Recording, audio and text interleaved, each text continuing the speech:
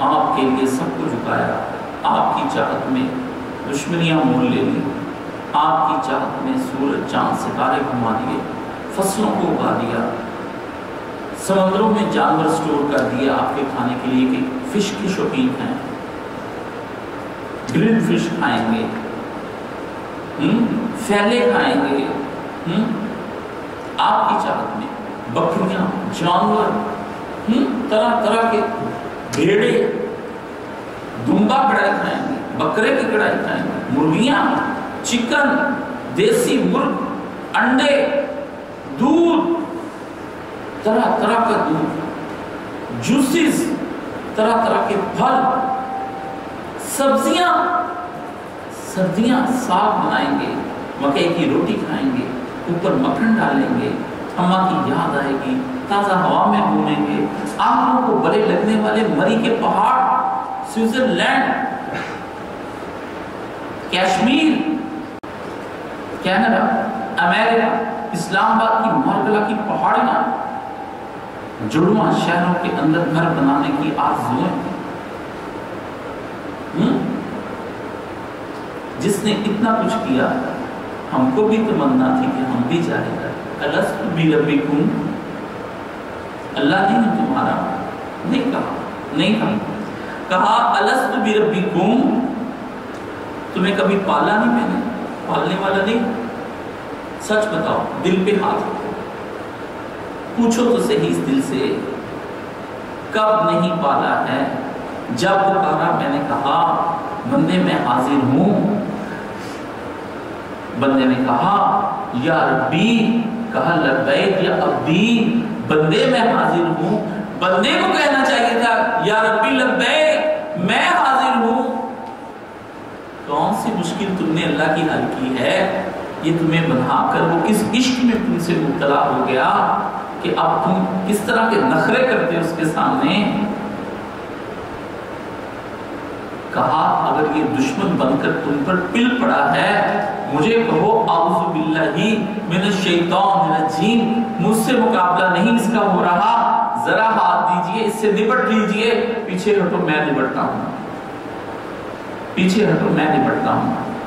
بسم اللہ الرحمن الرحیم، آپ نے کچھ ذمہ داریاں دی تھی، نبھائی نہیں جا رہی ہیں، فرمایا یہ کہو بسم اللہ الرحمن الرحیم، میں تمہارے ساتھ مل کر یہ گٹھڑی اٹھوا دیتا ہوں۔ توفیق اسی کو کہتے ہیں، توفیق اسی کو کہتے ہیں کہ ہاتھ ایک تمہارا تھا، ایک اس نے تھا، ہاتھ دراصل وہ بھی اسی کا تھا، کیونکہ طاقت بھی تو اسی کی دی ہوئی تھی۔ تمہارا ہاتھ کب سے تمہارا ہوا جس میں یہ طاقت آئی؟ کیا ادھار لی ہوئی طاقتیں بھی ذاتی ہوتی ہیں؟ دونوں ہاتھوں سے گٹھڑی اٹھائی اور تمہارے سر پہ رکھوا دی، اور بوجھ اٹھوا کے تمہیں جنت تک لے کر جا رہا ہے۔ سارے احسانات کرنے کے بعد کہتا ہے چلو مان لیا کہ تم نے کیا ہے، جاؤ جیسے کہتے ہو، جو مانگنا چاہو مانگو، ہم انہیں جنت میں داخل کر دیں گے۔ زندگی اس سے پوچھی جانی چاہیے تھی نا۔ تم سے یہ کہا وَمَا خَلَقْتُ الْجِنَّ وَالْإِنسَ إِلَّا لِيَعْبُدُونِ، میں تمہارا مقصد حیات جن اور انسانوں کا یہ متعین کرتا ہوں کہ ہر حالت میں کیسا ہی وقت کیوں نہ آئے اس دنیا کی زندگی میں 20 25 30 40 سال میری اطاعت میں گزار دینا، صرف اس لیے کہ شیطان نے مجھے یہ کہا ہے آ کر کے یہ تیری اطاعت میں اتنا پیار کر رہا ہے نا، تیری اطاعت میں یہ زندگی گزارے گی نہیں۔ میں نے اسے کہا میرے بندوں پہ تیرا زور چلنے والا نہیں، میرے بندوں پہ میں نے تمہیں اپنا کہا، تم نے میرا اپنا ہو کر میرے دشمن کا ساتھ دیا، تم مجھے امبیرس کرنا چاہتے ہو اس کے سامنے، وہ تمہاری پیدا ہونے پر مجھ سے لڑا ہے، وہ تمہاری عزت افزائی پر مجھ سے بحث میں پڑا ہے کہ میں اس سے زیادہ افضل ہوں، تم اس کو کیسے افضل بناتے ہو؟ تم مجھے لیبر کہتے ہو، اس کو مینیجر کہتے ہو، how it is possible؟ میں پہلے پیدا ہوا ہوں، ہم نے تیری پہلے اطاعت میں زندگی گزاری ہے، میں سے بہتر ہوں، جس نے تمہاری امپورٹنس پہ مجھ سے جنگ کی، جس نے تمہارے پیدا کرنے پر میرے سے جھگڑا کیا، جس نے تمہیں ایک اعلیٰ عہدے پر اپوائنٹڈ ہو جانے کے بعد کہا کہ میں ان کو جینے نہیں دوں گا، میں نے کہا یہ تو کبھی بھی جب میرا ہے تو یہ میری ہی بات مانے گا، اور تم نے اس کی بات مان کر تم نے کہا کہ میں تمہیں شرمندہ کروں اس کے سامنے۔ وہ جو مجھے کہتے تھے کہ آپ نے تو ان کو بنایا ہے، آپ کو پتا ہے یہ زمین پر کیا کریں گے، فساد مچائیں گے، فرمایا اب ان کی باتیں سچی ہوں گی؟ ہم نے کہا نہیں، تم نہیں جانتے جو ہم جانتے ہیں۔ اور انہوں نے پلٹ کر کہا سبحانک ما علمتنا، ہمیں کسی بات کا علم نہیں ہے، ما علمنا الا ما علمتنا، ہمیں نہیں۔ فرمایا اب وہ بھی بات کریں گے اپنے بھی، یہ جو میرا دشمن ہے یہ بھی بات کرے گا، حشر میں تو کھڑا ہوگا، میں کیسے بخش دوں؟ ان کے سوال، اس کے تانے، دونوں سچ، اب تمہاری نافرمانیاں میرے سامنے آ گئی، اب بتاؤ فیصلہ کیسے کروں؟ وہ تو کہتا ہے کہ عدل ہونا چاہیے۔ جب میرے ساتھ تو نے کہا کہ میری بات مان کر ابا واستکبر، مجھے راندہ درگاہ کیا تھا خدا، اس وقت عدل یہی کیا تھا نا کہ مجھے جہنم میں جھونک دے گا، تو اب ان کی باری بھی عدل کر، ورنہ تو ظالم خدا ہے، تجھے خدا کہلانے کے قابل نہیں ہے۔ تو پھر میں اپنی ذات پر حرف تو نہیں برداشت کروں گا، میں تو عادل ہوں، میں تو ظالم نہیں ہوں، میں تو پورا توڑتا ہوں، میں تو ڈنڈی نہیں مارتا۔ تو تقاضا عدل کا یہی ہے، اور رحمت کا بھی تقاضا یہی ہے کہ جنہوں نے ہمارے غضب کو جان بوجھ کر دعوت دی ہے ان پر رحمت نہ کی جائے۔ آج فرد اور معاشرہ دونوں نے خداوند عالم کے دیے ہوئے مقصد حیات کو ختم کیا، اور آپ کو آپ کے مذہبی رہنماؤں نے، آپ کے سیاسی رہنماؤں نے، آپ کے گناہوں کے پیشواؤں نے، آپ کی بدکاریوں کے اماموں نے، آپ کے گناہوں کے مرشدوں نے آپ کو آپ کے مقصد حیات سے منحرف کر کے اللہ کی بارگاہ کے اندر آپ کو راندہ درگاہ بنا دیا، جیسا کہ آپ کے دشمن کو اس کی نافرمانی پر راندہ درگاہ کر دیا گیا۔ للہ اپنے مقصد حیات کو پہچانیے، قرآن کی طرف لوٹ کے جو مقصد حیات کو متعین کرے گا، صحیح احادیث کا مجموعہ لے کر اپنے نبی کی سنت اور سیرت کو پڑھیے، جس نے مقصد حیات پر عمل کر کے دکھا دیا ہے کہ اس پر عمل کرنا مشکل نہیں ہے، جس نے عزم اور یقین کی ایک زبردست داستان لکھی کہ ایک انسان اپنے حقیقی مالک و خالق و رب الہ کا کس طرح سے فرما بردار بندہ کس طرح کے حالات میں بھی بنا جا سکتا ہے۔ امیری غریبی کو نہ روئیں، خواہشات کو نہ روئیں، میں جوان ہوں، میں اپنی جنسی خواہشات کو کیسے مینج کروں، جیسے 25 سال تک محمد رسول اللہ نے کی ویسے کروں۔ وہ بھی جوان ہوئے تھے، وہ بھی ٹین ایج میں آئے تھے۔ تمہارے پاس تو رسول الکتاب ہے، عرب کے معاشرے کے پاس نہ رسول کا نہ کتاب ہے، بے حیائیوں، شرابوں، جوئے پر، بدکاریوں کا، گناہوں کا معاشرہ تھا، پستیوں میں گرے ہوئے لوگ تھے، لیکن تمہارے پاس کتاب، مسلمان والدین ہے، بیت اللہ ہے، روضہ انور ہے، نبی کی سیرت ہے، اولیاء اعظام کی محفلیں ہیں، نیکوکار لوگوں کی جگہ ہیں، آباد مسئلے ہیں، مسجدوں کے اندر سہولتیں ہیں، کچی مسجد نبوی، صحابہ کہتے ہیں کہ گرمی کے دنوں میں سجدہ کرتے تھے تو کنکر چھوٹے چھوٹے پڑے ہوتے تھے، مسجد نبوی میں چٹائی نہیں تھی، کپڑا نہیں تھا، فرماتے جب سر رکھتے تو پیشانیاں جل جاتی ان گرم کنکری میں سے۔ تمہارے یہاں اے سیوں میں سجدے نہیں ہو سکتے، ٹھنڈے پانی نہیں تھے، ٹھنڈے پانی پی کر سجدے نہیں کرتے، سوکھی روٹیاں تازہ چولہے پر روٹی نہیں پکتی تھی، 3 دن کے ٹکڑے ہوتے تھے، پانی میں بھگو کر کھاتے تھے، اور پراٹھے کھا کر سجدے نہیں ہوتے، برگر کھا کر سجدے نہیں ہوتے، شوارمے کھا کر سجدے نہیں ہوتے، بوتلیں پی کر سجدے نہیں ہوتے۔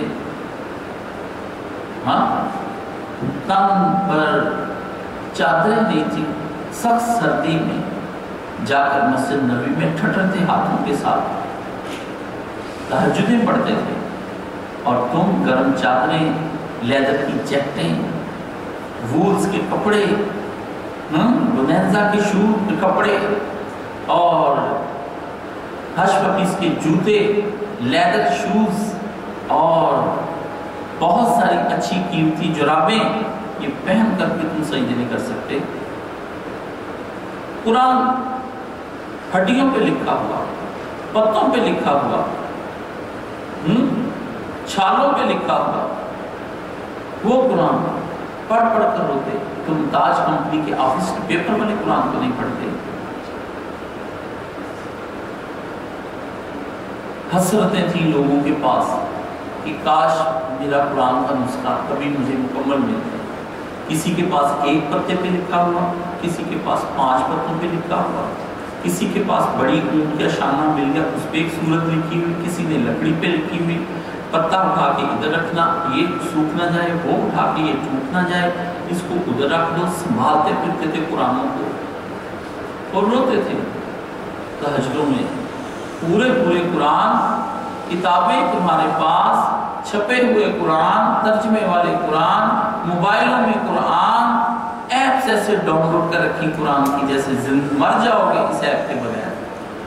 1 منٹ میں بتاتے ہو آیت نمبر اتنی، سورت نمبر اتنی، حدیث نمبر اتنی، انٹرنیشنل نمبر یہ اسلام 360، اسلام 370، اسلام 380۔ دسترس میں ہدایتیں، دسترس میں مقصد حیات،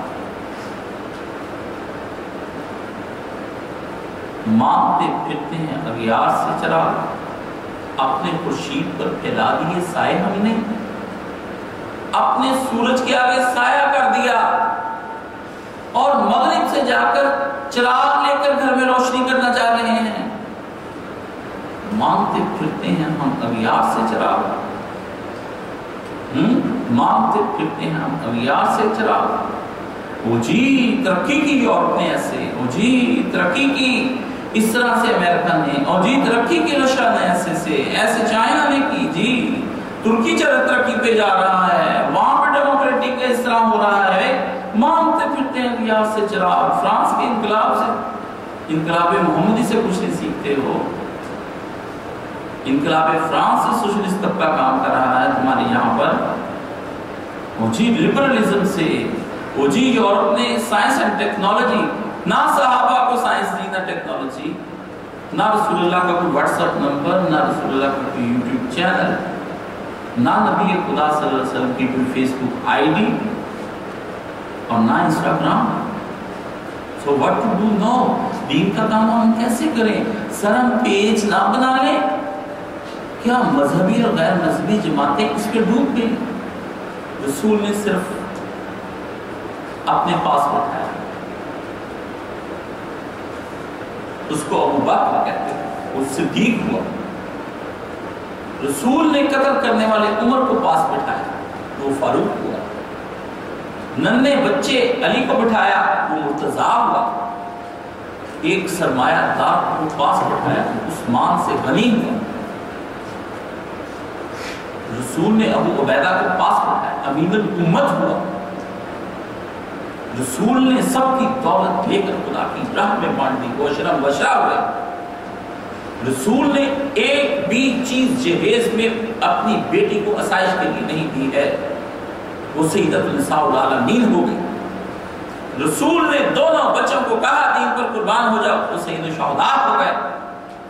پیغمبر محروم کرتے ہیں دنیا سے اور آخرت دیتے ہیں، تم آخرت لے کر بھی آخرت نہیں لے سکتے، دنیا لے کر بھی آخرت نہیں لے سکتے۔ نبی نے ہم نشین جو رسول کے پاس بیٹھ گیا وہ رسول کا ہو گیا۔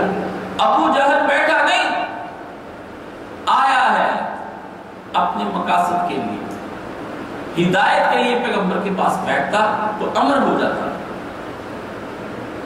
عمر ابن الخطاب اگر فاروق ہو سکتا ہے تو ہشام کیوں نہیں ہو سکتا، اور اپنے ہشام کیوں نہیں ہو سکتا ابو جہل؟ وہ کیوں نہیں ہو سکتا؟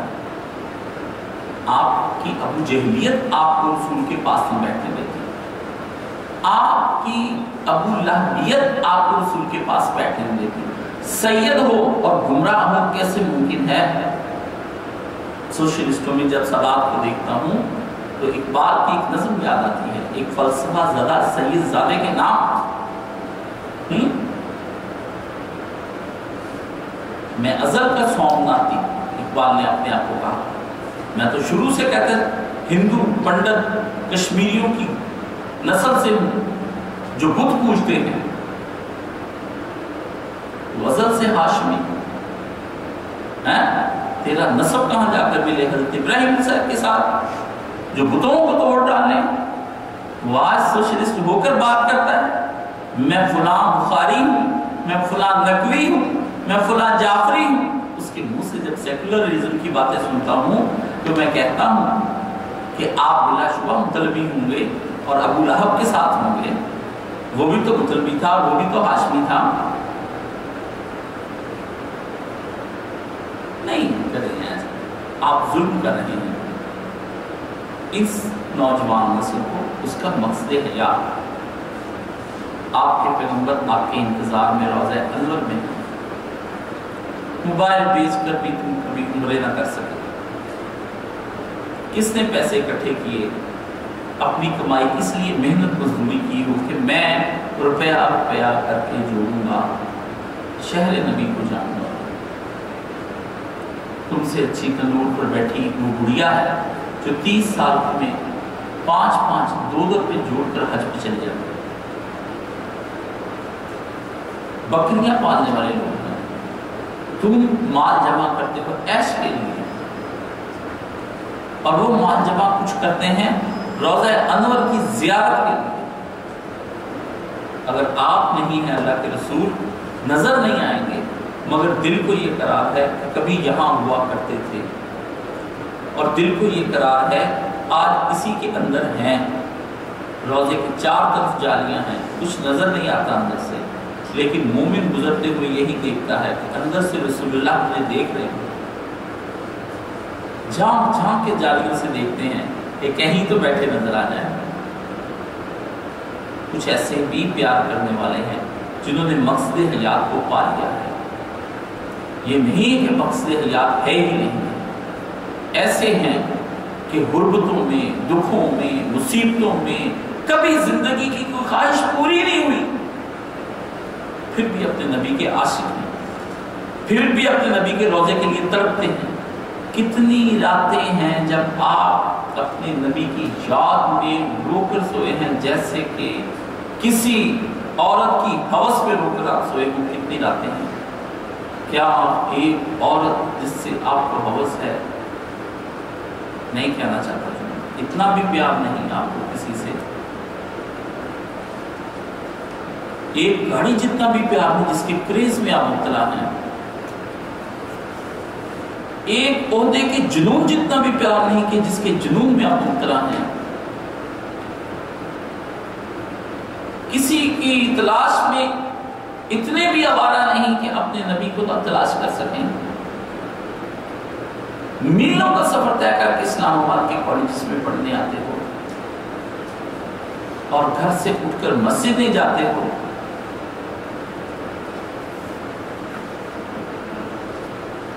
عزیزو، لوٹو اس کتاب کی طرف جو تمہیں مقصد حیات سکھاتی ہے۔ لوٹو اس سیرت کی طرف جس نے مقصد حیات پر پہلے عمل کر کے تمہارے لیے راہیں ہموار کی ہیں کہ تم بھی آ کر اسی طرح سے آسانی سے مقصد حیات کو اچیو کر سکتے ہو۔ اللہ تعالیٰ ہمیں مقصد حیات کی سمجھ اور بوجھ عطا کرنے کے بعد اس مقصد حیات پر عمل کرنے کی توفیق عطا فرما لے اور تم کو اپنی بارگاہ میں اپنا مقبول بندہ بنا لے، بشرطے کہ تم اتنی ہی کوشش کرو۔ حدیث میں آتا ہے بندہ خدا کی جانب ایک قدم چل کر آتا ہے، فرمایا میں بندے کی جانب 10 قدم چل کر آتا ہوں، فرمایا بندے نے 10 قدم طے کر لیے ہیں، ایک نماز شروع کی ہے، میں 100 قدم چل کر آتا ہوں، اسے 5 نمازوں کی توفیق دے دیتا ہوں۔ فرمایا بندہ 100 قدم چل کر آتا ہے، بندے نے 5 نمازیں پڑھنا شروع کر دی، میں بھاگ کر اس کی جانب آتا ہوں، میں نے اس کو تہجد کی توفیق دے دی، میں نے اس کی نگاہوں میں دنیا کو ہیج کر دیا، میں نے آخرت کو بلند کر دیا۔ تہجد پڑھنے والے کے دل سے ارمان جھوٹے اور جھوٹی تمنائیں میں نے محو کر دی، ربڑ کی طرح صاف کر دی، دل پاک کر دیا، مثل شیشے کے کر دیا، مثل آئینہ کے کر دیا، چمکتا روشن دل، قلب سلیم بنا دیا، جس کو اتنے روگ لگے تھے اس کو پاک صاف کر کے اس کو چمکتا روشن چاند بنا دیا۔ یہ ہے خدا کا پاک کرنا، بشرطے کہ تم ایک قدم چلو، ایک قدم، صرف ایک قدم۔ یہ ایک قدم ہی اٹھانا بڑا مشکل ہوتا ہے، جس کا کسی بھی راہ میں ایک قدم اٹھائے وہ پرواہ نہیں کرتا ہے۔ ایک لڑکی جب گھر سے باہر ایک لڑکے کے ساتھ بھاگ رہی ہوتی ہے تو ایک قدم ہی وہ ہوتا ہے، اور پھر آپ اس کے لیے یہ نہیں کہتے کہ لڑکی گھر سے چلی گئی، آپ کہتے ہیں وہ بھاگ گئی، جبکہ وہ چلی جا رہی ہے۔ اپنی حیاؤں کا خون ایک قدم سے ہوتا ہے، اپنی غیرت کا خون ایک قدم سے ہوتا ہے، اللہ کی طرف لوٹنے کا عمل ایک قدم سے ہوتا ہے، اللہ سے پیچھے ہٹنے کا جو حوصلہ کرتا ہے وہ بھی ایک قدم ہی پیچھے ہٹتا ہی چلا جاتا ہے۔ آپ ہٹتے ہٹتے دوزخ کے کنارے پر جا کھڑے ہوتے ہیں۔ خدا اس سوشل میڈیا کو بند کر دیں اور اب چلے جائیں اللہ کی کتاب کی جانب، کسی کا ترجمہ لے کر پڑھیں، ایک دفعہ نہیں۔ ایک ساتھی کہتے تھے میں نے 3 دفعہ یا 7 دفعہ پڑھا، پھر بھی وہ مجھ سے سوال کر رہے تھے۔ میں نے کہا آپ کا تو پڑھا ہوا ایک بار بھی نہیں لگتا، اتنے سوالوں سے پتہ چلتا ہے کہ قرآن آپ نے پڑھا نہیں ہے، گزر گئے اس کے اوپر سے۔ پڑھا ہوتا تو چپ لگ جاتی، جو پڑھ لیتا ہے وہ بولتا نہیں اس کے بعد۔ جب وہ پڑھتا ہے کہ ہم تمہیں اپنی بارگاہ میں کھڑا کریں گے اور تجھ سے پوچھیں گے لا حاصل زندگی کیا ہے، جب اسے کہا جاتا ہے وَمَن يَعْمَلْ مِثْقَالَ ذَرَّةٍ خَيْرًا يَرَهُ وَمَن يَعْمَلْ مِثْقَالَ ذَرَّةٍ شَرًّا يَرَهُ، تو اس کو چپ لگ جاتی ہے، اس کے سوال ختم ہو جاتے ہیں، وہ کسی اور زندگی کی طرف دیکھ رہا ہوتا ہے، اس کو زندگی نہیں لگتی، چار طرف پہاڑوں پر آگ لگی نظر آتی ہے، وہ اس کی تپش میں جلس رہا ہوتا ہے، اس کو گزشتہ زندگی کی ندامتیں مار رہی ہوتی ہیں، اس کو چین نہیں پڑتا ہے، وہ توبہ اور استغفار اور ندامتوں کے ڈھیر لگا دیتا ہے، جس کے سوال نہ ختم ہوں، سوال پہ سوال آتے چلے جائیں۔ اس نے قرآن پڑھا نہیں، سیرت نبی کو چھوا نہیں، جہل کی اس بات کو، قرآن کے ساتھ ظلم کی اصلاح کو میں نہیں مانتا، میں نہیں جانتا۔ وآخر دعوانا ان الحمد للہ رب العالمین۔